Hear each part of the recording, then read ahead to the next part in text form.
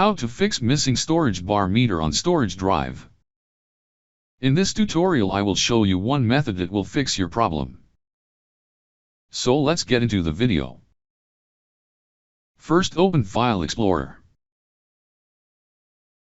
Open File. Open Change Folder and Search option. Open View tab. Click on Reset Folder. And boom guys, your problem should be fixed.